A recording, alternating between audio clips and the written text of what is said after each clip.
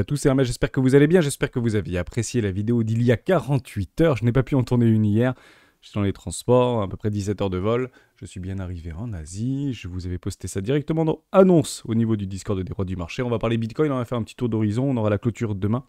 On va bien sûr en parler dans cette vidéo, vous aurez donc la vidéo, vous, de votre côté, à 7 heures du matin. Alors que pour moi, il est l'heure de manger. Pour midi, 13 heures à peu près, on commence maintenant.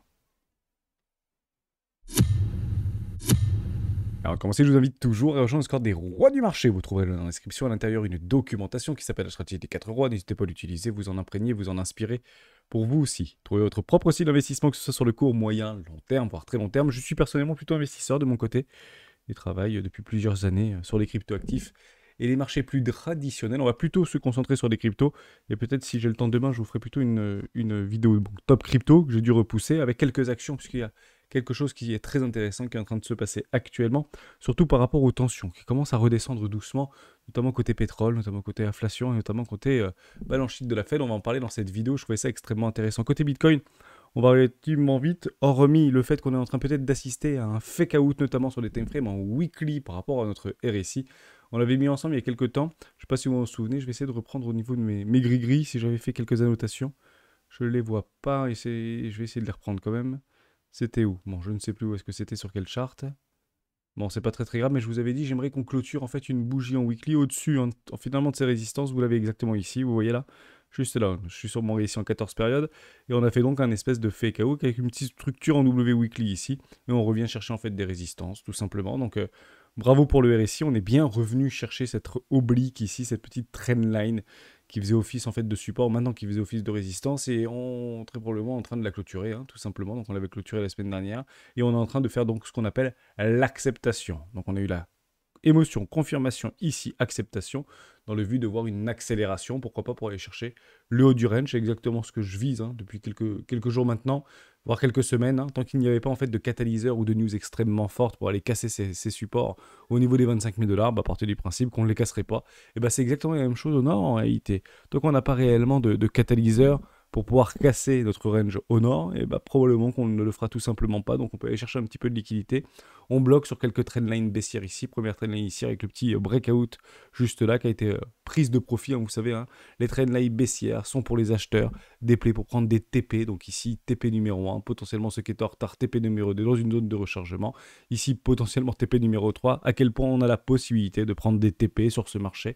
Bien évidemment, si vous êtes parti chercher les fameux 25 000 $, ça a été difficile de les acheter, les 25 000 $, à quel point c'est dur d'acheter des bitcoins moins chers. On le dit encore dans ces vidéos régulièrement, il n'y avait pas eu beaucoup de temps pour pouvoir le faire, même si on l'avait eu sous les yeux, les fameux 24 983 $, on aurait pu acheter et faire un petit long très contrarien.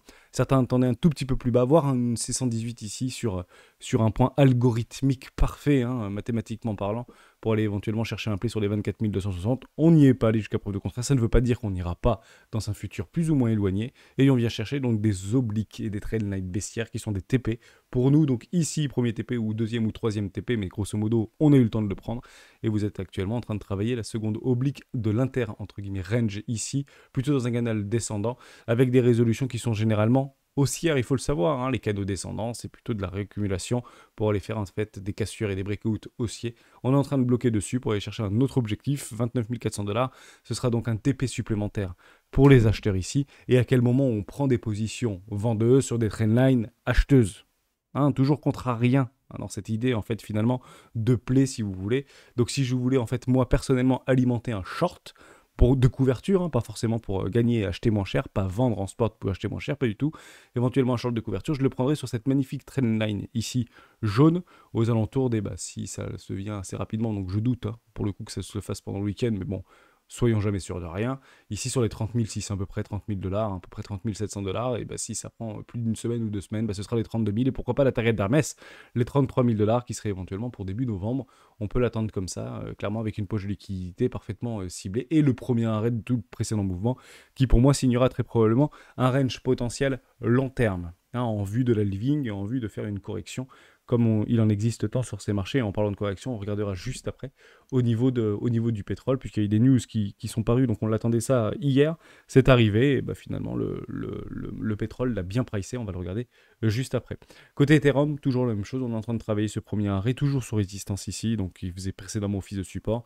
On galère un petit peu à passer, est-ce que ça veut dire qu'on ne peut pas passer? Moi, c'est des objectifs plus bas, généralement mon premier point d'entrée aux alentours des 1280 $. Si vous voulez prendre des plays pour vous, acheteurs longues, etc., attendez des trendlines haussières. Hein, c'est toujours la même chose.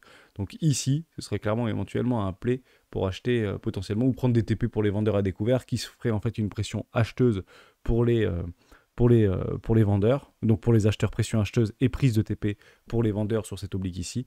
Et sinon, bien évidemment, bah, les acheteurs achèteront plutôt des trendlines baissières. Et la trendline baissière se trouve exactement sur les 1280 $, avec un point de confluence sur ce premier TP dans une zone de rechargement d'achat très long terme. Je vois bien Ethereum, hein, au vu de potentiellement un nouveau high qui à ce moment-là bah, remettrait en considération et redistribuerait les cartes.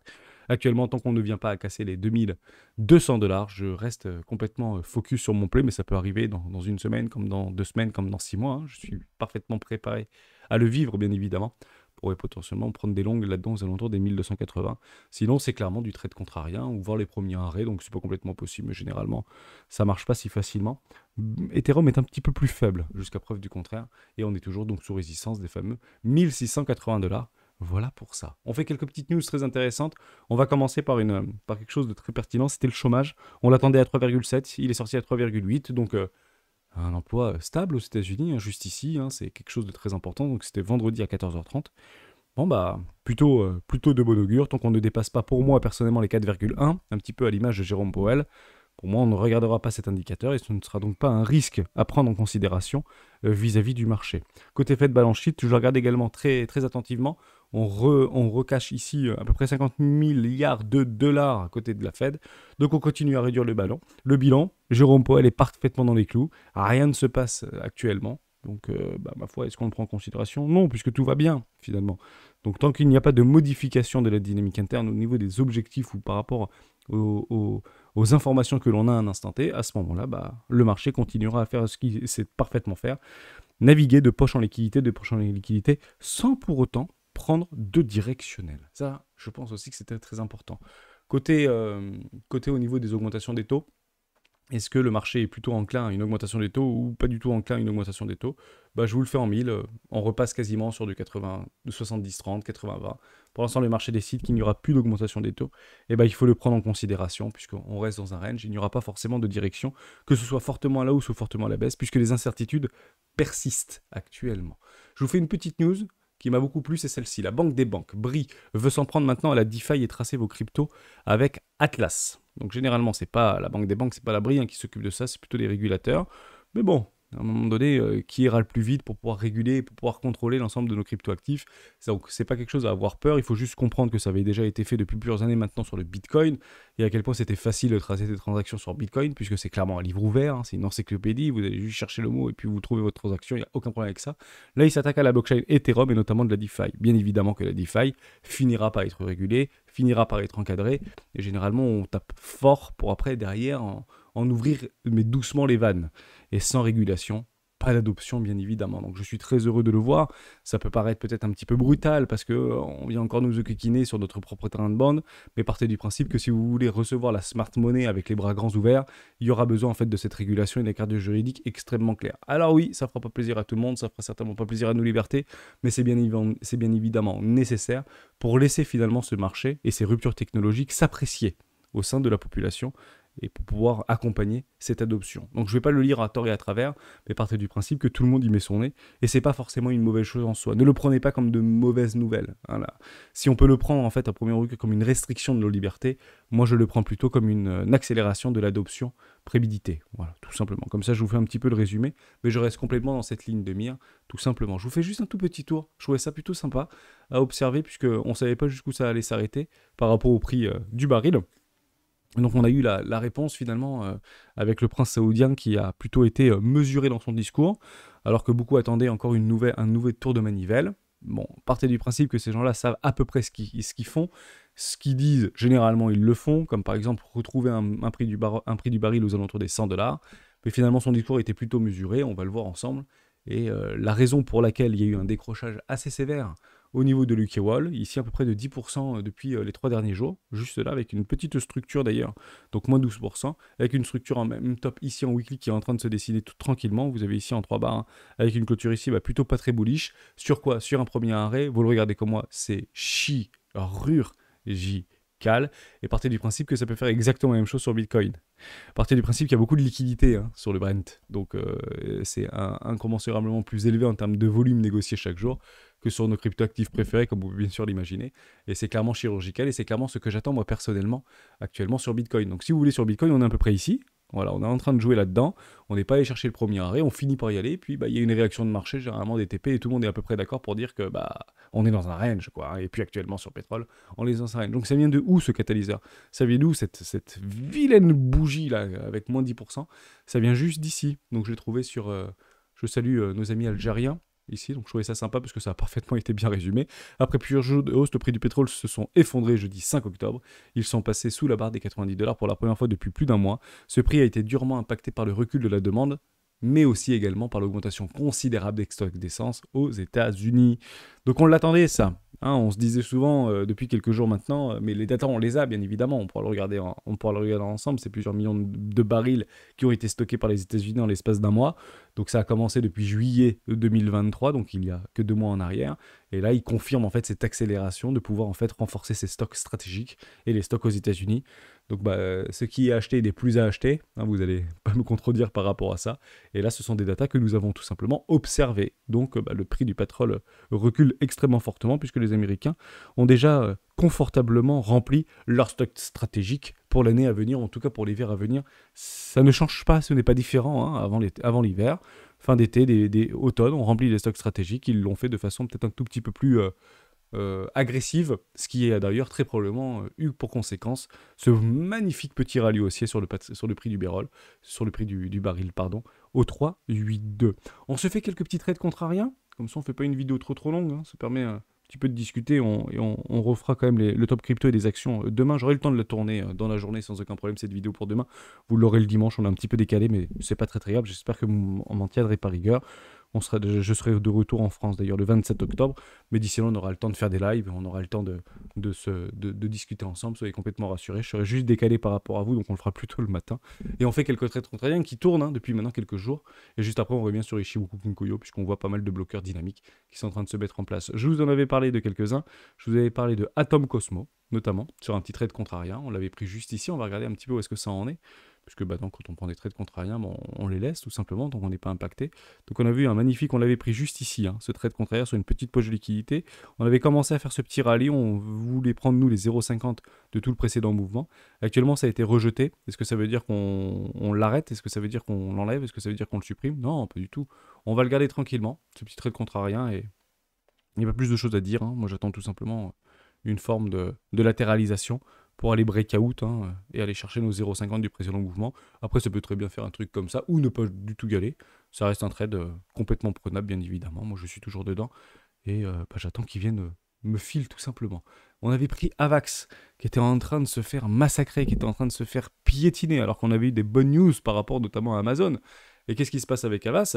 Une petite remontada, hein, très intéressant à observer au niveau d'Amazon ici. Je vais juste le grandir comme ça. Voilà, comme ça on le verra mieux, mais parce que j'ai plus le...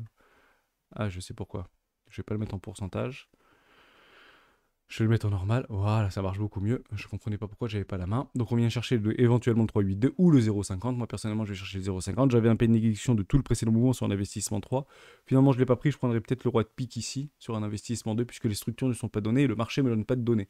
Donc oui, c'était un magnifique play d'aller chercher sur les 9$. On l'avait vu ensemble par rapport à ce price action ici et cette prise de liquidité juste là, mais vous pouvez très bien vous retrouver sur un déséquilibre de marché aux alentours des 5$ au niveau d'Avax. Donc, encore une fois, ça, je ne l'exclus pas. Pas parce qu'on voit des jolies bougies vertes ici, avec des magnifiques replis, en fait, on pourrait vraiment appeler ça des replis haussiers de plus de quasiment 30%. Non, ça reste baissier. Hein. Vous le regardez comme moi, on prend des trades contrariens, parce qu'on voit que c'est survendu, et on aime bien prendre des trades contrariens dans la survente. On ne prend pas des trades haussiers dans le surachat. Même si c'est très bon de les prendre dans la tendance, hein, sur des premiers arrêts, etc.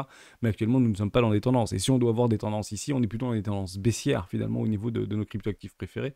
Un tout petit peu différent de ce qu'on peut observer vis-à-vis des précédents cycles sur Ethereum et Bitcoin, mais nos cryptoactifs préférés, ça casse des lots, hein, jusqu'à preuve du contraire. Et tant qu'on n'a pas de magnifique structure et de avalement haussier, d'arrachement haussier pour aller nous chercher en fait des précédents highs et retourner ces tendances avec des hauts toujours plus hauts que les précédents et des bas toujours plus hauts que les précédents, à ce moment-là, on restera plutôt baissier, mais ça ne veut pas dire qu'on ne peut pas prendre des petits trades contrariens. Donc on sera patient, tout simplement. Donc il est parfaitement sous contrôle, finalement, ce trade. Ça ne veut pas dire qu'il va être réussi, ça veut dire qu'il était complètement prenable, et ça faisait quelques semaines que nous étions sur les dents. On avait aussi Secret Network, qui fait pas grand-chose, d'ailleurs, au niveau de Secret Network. On va le regarder juste là. Voilà, formidable. Non, ça fait strictement rien, ça latéralise. J'attends une petite pique, moi, personnellement. Je pensais l'avoir hier ou avant-hier. Voilà, juste ici, où on avait commencé à avoir une forme de toute petite accélération. On l'avait plutôt bien pris celui-là. Hop, on avait pris 12%, 12%. On aurait pu nous chercher peut-être un petit double up. Finalement, non. Donc, c'est en train de latéraliser. On accumule tout simplement des liquidités au nord comme au sud. Et si vous voyez, en fait, comme moi, par rapport à ces prises de liquidités sur des fake out, et bon, on peut très bien avoir une forme de fake out avec une réintégration pour aller voir un petit peu plus bas. C'est donc ici qu'on prendra les TP, l'intégralité de notre TP, donc 90% de la position, sur un trade contrariant. Ça avait plutôt bien marché précédemment. J'attendais exactement la même chose là, je ne l'ai pas encore eu. Ça ne veut pas dire que je vais sortir de mon trade. Les divergences sont jusqu'à preuve du contraire confirmées ou pas? On va regarder ça de suite. Bon, il y a des divergences partout, j'ai envie de vous dire. Si on le prend en daily, ouais, ça a été confirmé juste ici. Vous voyez, sur les 25 centimes de dollars, c'était complètement prenable, avec une petite réaction haussière. Pas beaucoup, hein, c'est clairement... Il y a peu de liquidité, donc c'est assez facile en fait de faire pivoter ce prix et de faire bouger ce prix. Mais plutôt intéressant de l'observer.